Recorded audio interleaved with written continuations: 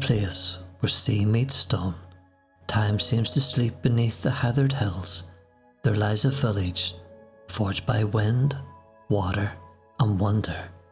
Welcome to Ballintoy.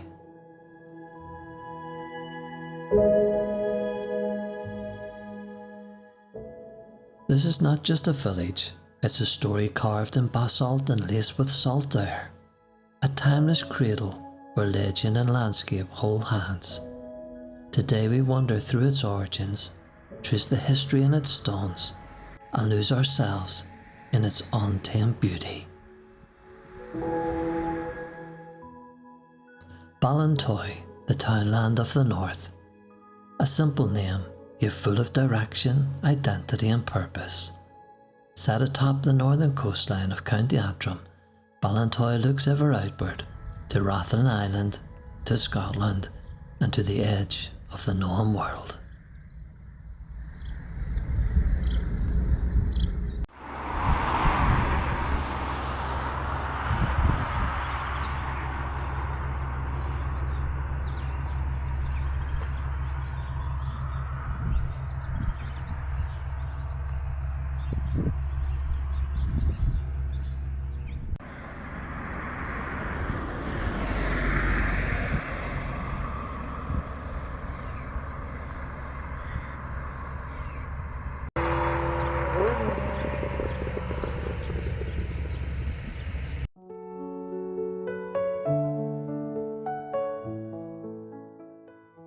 St. Mary's and St. Joseph's Church in Ballintoy is a Roman Catholic church situated on Main Street in the village.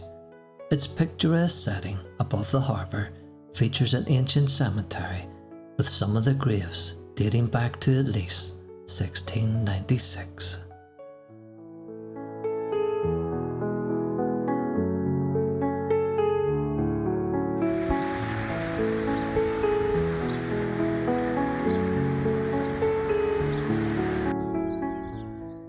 After the 9 Years' War in the 1600s, Ballintoy Estate was granted to the Stuart family from Scotland.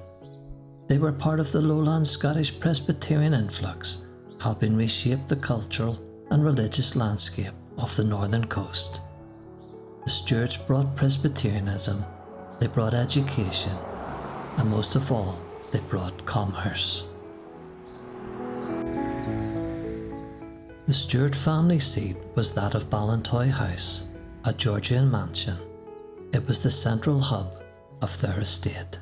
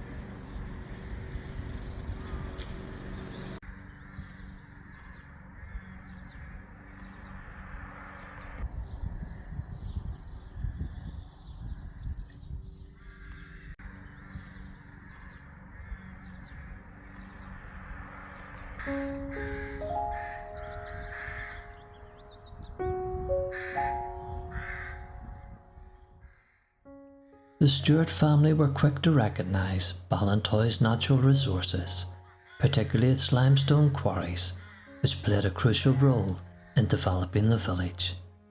The limestone was quarried and transported from Ballintoy's small harbour, which had to be expanded in the 18th century to facilitate the trade.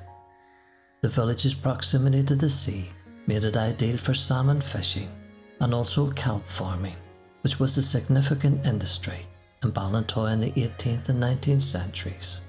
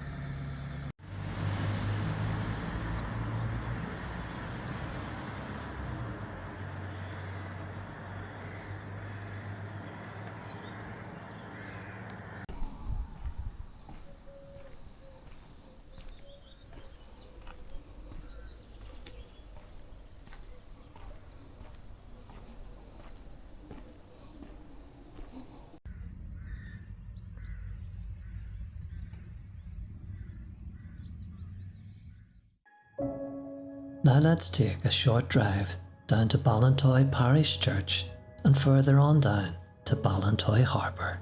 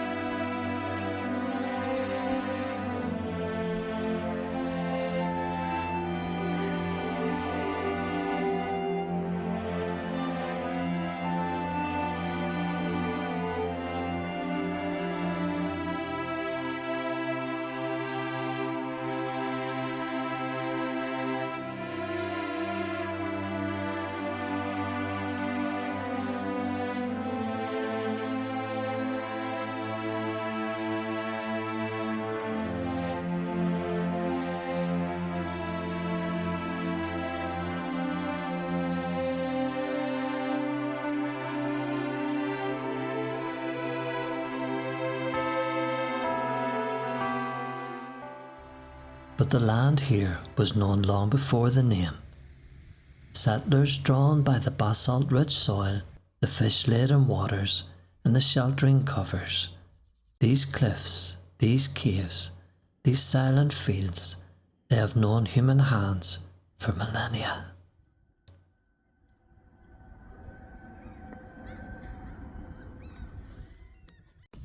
Ballintoy exists not merely in place, but in story.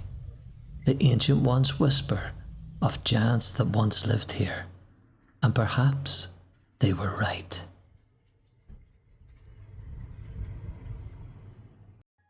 In the hills are found mines of wood coal, which seems to be peculiar to this part of the coast.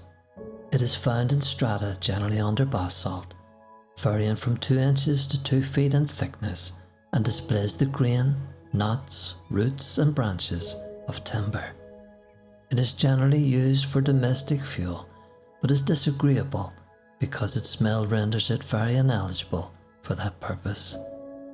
These mines belong of right to the Antrim family, who are lords in fee, but their claim has never been asserted to prevent the tenants raising as much coal as they might require. There are extensive quarries of good stone, which is obtained for building and also for repairing the roads, and limestone abounds in the parish. The black cliffs, the sea stacks, the deep caves, every crevice is a memory of a world in formation.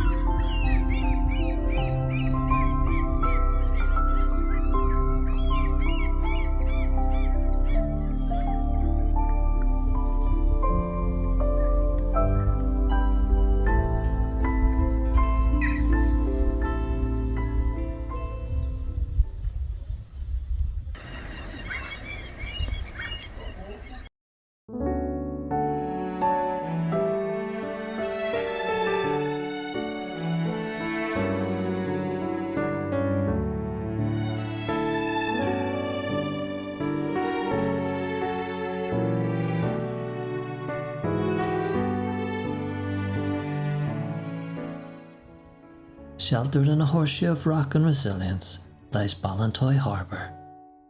Built in the late 18th century to export limestone and kelp, it once bustled with activity.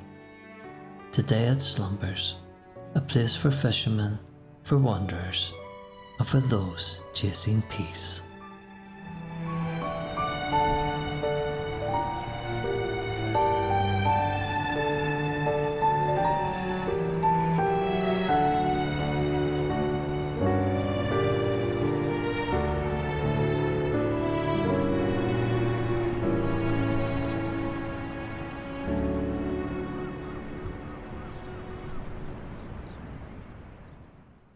Though quiet now, the harbour has had a second life. You might recognise it as the Iron Islands from the Game of Thrones TV series. But long before cameras ever rolled, it was the heart of this village, a place where men wrestled with the sea, where boys became sailors, and where women waited and hoped.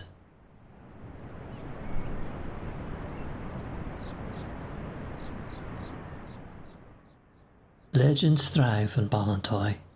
Some say St. Patrick landed not far from here. Others speak of Viking raiders who sailed these very waters. Dunsevry Castle, just down the coast, was once a royal site in the Kingdom of Ulster.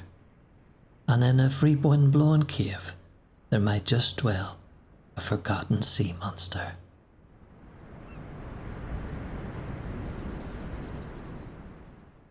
Today Ballintoy has become a sanctuary for those who seek the wild and the wondrous. Photographers flock to capture its raw drama, hikers stride along the Causeway Coastal Route, and every so often someone arrives and never quite leaves. Ballintoy is more than a place on a map. It is a whisper in the cliffs, a fire beneath the rock, a memory in the tide. It is Northern Ireland at its most ancient and its most eternal.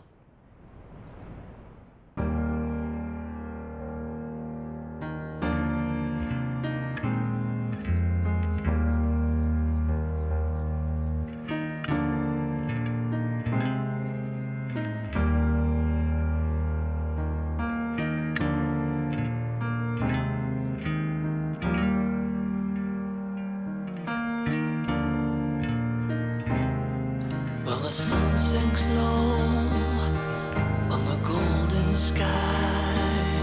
Shadows lengthen as the day whispers goodbye. I've been traveling this road so long, chasing down my